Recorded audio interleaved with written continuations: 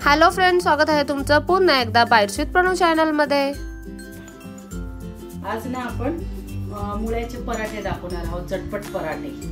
आता मुळ्याचे पराठे दाखवण्यासाठी इथे आपण मुळा सुद्धा घेतलेला आहे आणि मुळ्याची पानं सुद्धा घेतलेत। आता हे मुळ्याचं ना साल काढून आपल्याला पहिल्यांदा मुळा किसून घ्यायचा आहे। इथे ना मुळा अगदी छान असा किसून घेतलाय आपण। त्यावरती आता थोडंसं मीठ टाकूयात आणि अशा पद्धतीने ना हाताने मुळा चोळून घ्यायचा आणि त्यातलं पाणी पूर्णपणे आपल्याला काढून टाकायचं आहे।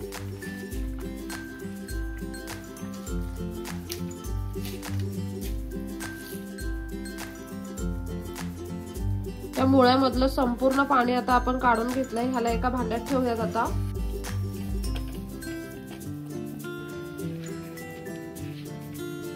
आता ही जी मुळ्याची पानं आहेत ती आपल्याला चिरून घ्यायची आहेत। हे जे मधलं देठ आहे ना ते आपल्याला काढून टाकायचंय। फक्त पानं घ्यायची आहेत। अशा पद्धतीने हे मधलं देठ आपण काढून टाकणार आहोत।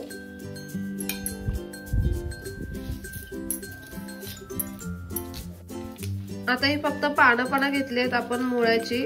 आता ही ना आपल्याला अगदी बारीक अशी चिरून घ्यायची आहे।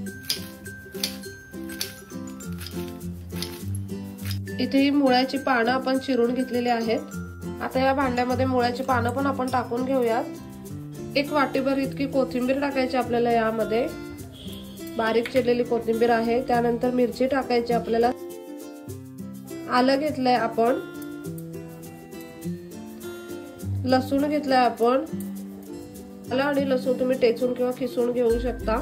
साधारणतः 2-3 लसणीच्या पाकळ्या घेतल्यात आपण। चिली फ्लेक्स टाकलेले आहेत 1 चमचाभर इतके। आता इथे ना हे फरसाण आहे। जो फरसाण आपण घरी खातो ना मिसळ मध्ये वगैरे किंवा असं नॉर्मल फरसाण असतं चुरमुऱ्यांमध्ये टाकून खातो ते हे फरसाण आहे अशा पद्धतीचं। हे फरसाण आपण घेतलं 1 वाटीभर इतकं। ह्याला आता आपल्याला मिक्सरला लावून घ्यायचंय।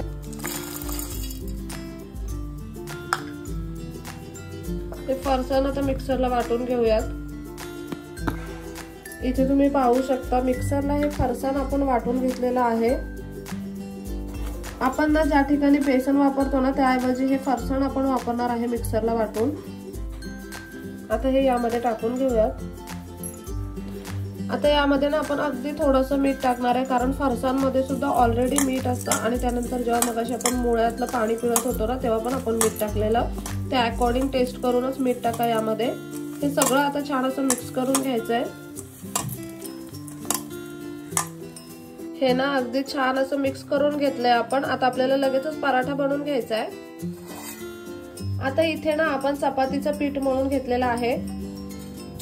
नॉर्मल घरी पोळ्या बनवण्यासाठी जे पीठ मळतो ना आपण ते पीठ आपण इथे मळून घेतलेलं आहे। आता ह्याच पिठापासून आपण पराठे बनवणार आहोत। आता आपण हे पीठ 10 मिनिटापूर्वी मळून ठेवलेलं आहे। याला पुन्हा एकदा तेल लावून चांगलं मळून घेऊया।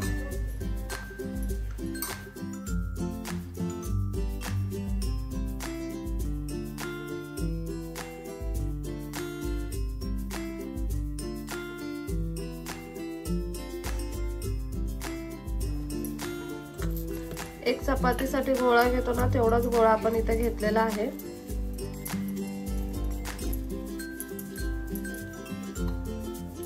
मस्त असं तेल लावूया आणि एक पारी तयार करून घेऊयात।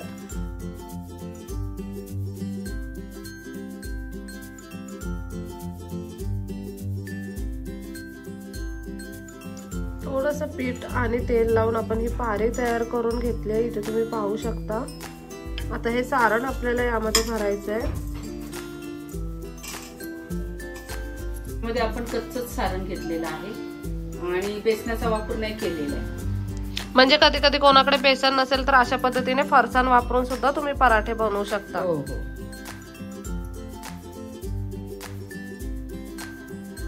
मस्त असं सारण यामध्ये आपण भरून घेतलंय आणि आता आपल्याला पराठा लाटून घ्यायचा आहे।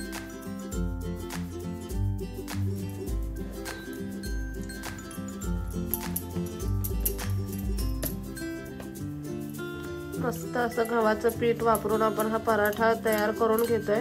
सुकं पीठ सुद्धा आपण गव्हाचंच वापरलेलं आहे।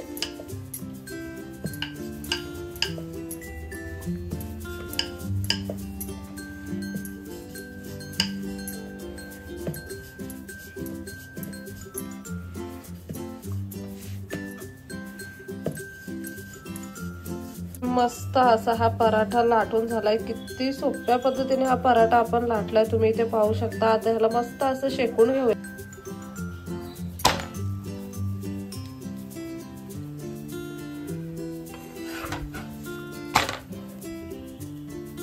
आता ना ह्याला आपण तेल लावून घेऊयात। एका बाजूने मस्त असा पराठा शेकून घ्यायचा ना, ह्याला तेल लावून घ्यायचंय। तुम्ही ना तुमच्या आवडीप्रमाणे तूप बटर काहीही लावू शकता। आपण इथे तेल लावतोय।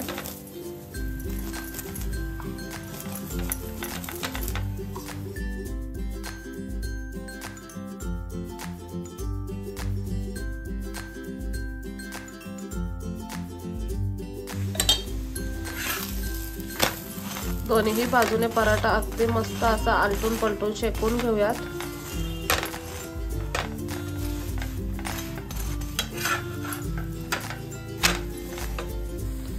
अगदी गरमागरम असा हा पराठा बनवून तयार आहे। आपण याला लगेच सर्विंग प्लेट मध्ये काढून घेऊयात। अगदी गरमागरम असा हा मुळ्याचा पराठा बनवून खाण्यासाठी तयार आहे। अशा पद्धतीने ना हे मुळ्याचे पराठे खूप झटपट बनतात। तुम्ही अगदी सोपी पद्धत वापरून हे मुळ्याचे पराठे बनवू शकता। इतके चविष्ट लागतात ना। अतिशय सोपी अशी रेसिपी आहे। नक्की ही रेसिपी घरी ट्राय करा। कसा वाटला व्हिडिओ मला कमेंट करून नक्की सांगा। चला तर मग नेक्स्ट व्हिडिओ मध्ये भेटूया। तोपर्यंत मस्त खा, भरपूर फिरा आणि आनंदी राहा।